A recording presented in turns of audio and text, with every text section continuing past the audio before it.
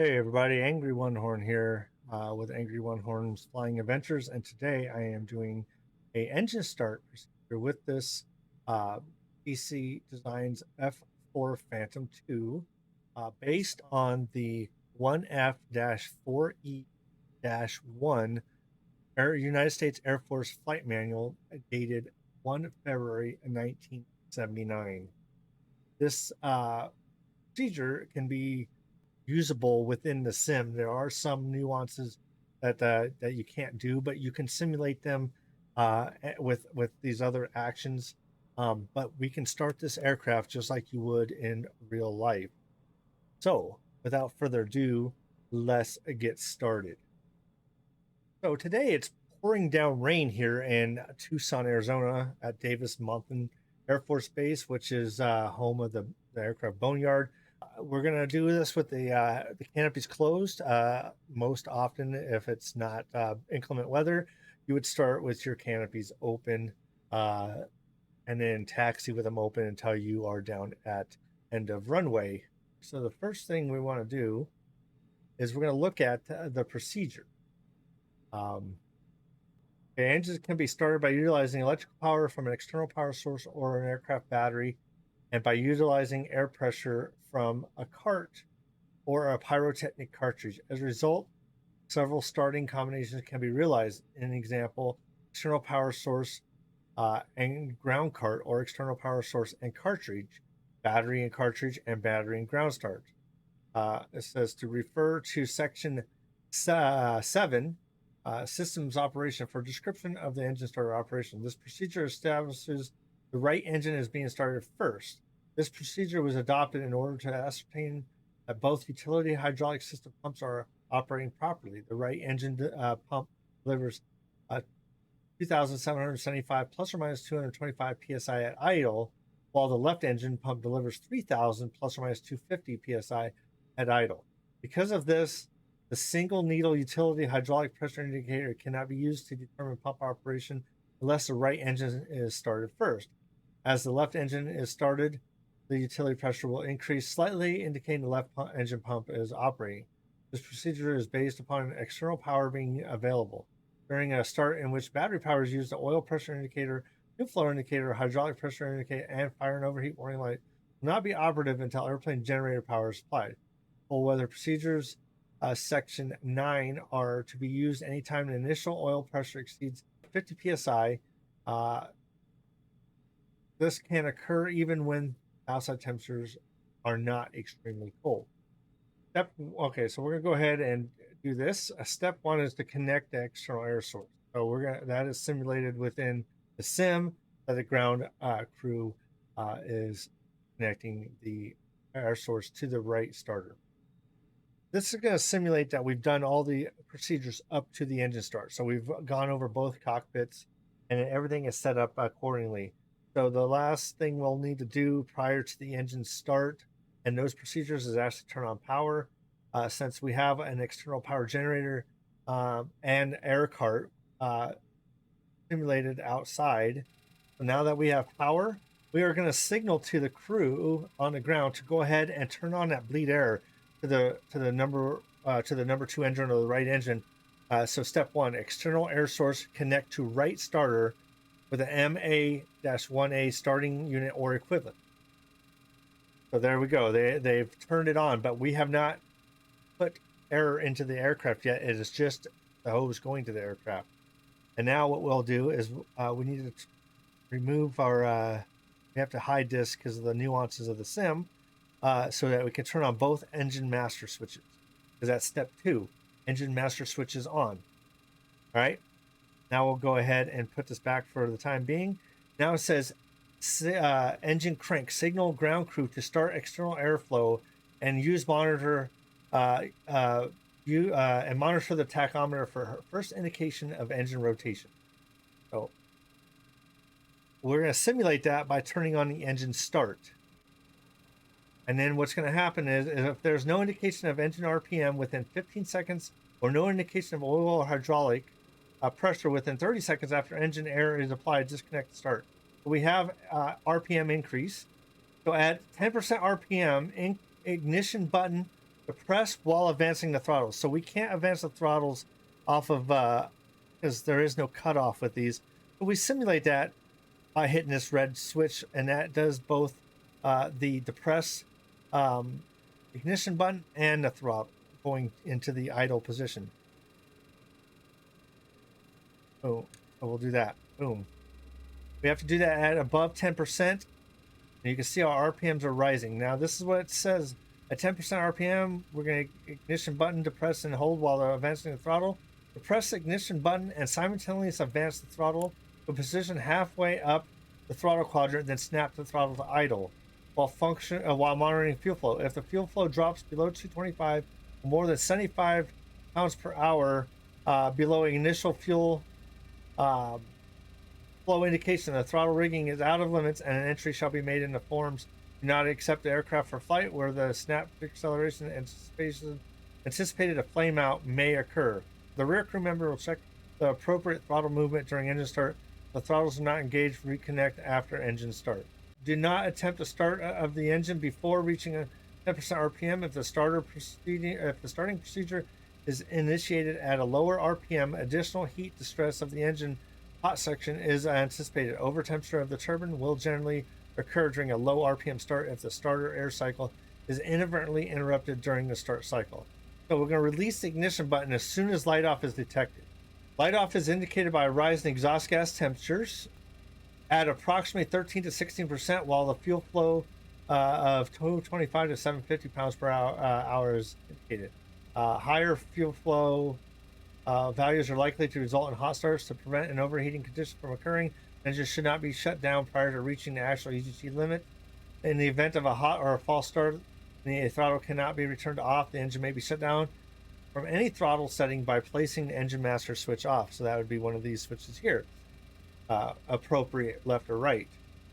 This closes the fuel shutoff valve and deprives the engine of fuel. The engine will flame out in approximately 30 seconds from idle and approximately 2 seconds from military. After any wet or false start, allow 1 minute or longer for a combustion system to drain before restarting the engine. If the engine does not light off within 15 seconds after fuel flow is indicated, discontinue, start, and investigate. If the engine does not continue to accelerate after light off, discontinue to start. At 45% RPM, signal crew to stop external airflow. So they're just going to turn off the airflow. Exhaust gas temperature indicate 220 to 420 Celsius. Fuel flow within limits. Fuel flow should not exceed 750 RPM at light off and 800 to 1400 pounds per idle. The fuel flow is 800, 1400, so it is a little low. Like I said, some of the parameters in this are not exactly, but you could indicate that we have fuel flow. Idle RPM 65 plus or minus 1%. They are giving us about 67, so we're a little bit high on that too. Right boost pump indicator 30 to 50 psi on some aircraft. Oil pressure indication 12 psi minimum right there. That's 12 psi minimum. So again, we're up there because that's at times 10. That's 70 psi. All right. Hydraulic pressure indicator within limits. With the right engine started, the PC2 hydraulic pressure should read between 3,000 or at 3,000 plus or minus 250. The PC2 is low. It should be up here at 3,000. So this is not going to be accurate for the study level aircraft, but I just wanted you to show that there is some hydraulic pressure there. All right, and the utility pressure should read. This is that reason why you start number 2 first. However, we can't check this because if you look at the utility, we have no pressure. It never ever turns on in this aircraft for the sim. So something that they could model, but they don't. And that's the reason why you start number 2 first. Anyways, when the left engine is started, the utility pressure indicator should read 3,000 psi because you have a PC2 pump and a utility pump on the right engine, PC1 pump and a utility pump on the other. So both engines supply pressure utility, and so when you get the left engine up, it will then read. But unfortunately, in this sim, it never ever goes off to 0. And so now we have a good start on number 1 engine. Caution: with only one engine operating, excessive rapid movement of the control stick may rupture the inoperative power control system reservoir. So if we started jamming the flight controls around right now, we could damage the PC1 reservoir. So now step 13, we're going to turn the right generator switch on. And gen switch is out. It is not. Oh, no, go out. They do not. So that's not in this illustrated in the sim 2.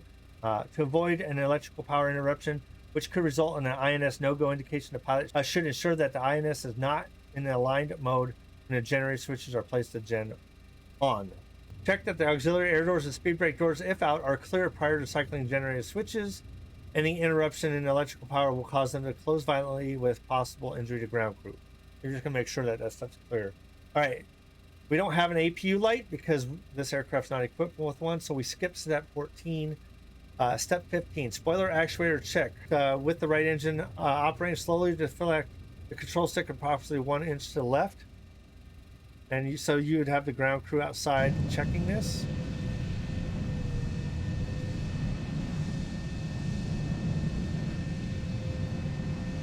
And your spoiler on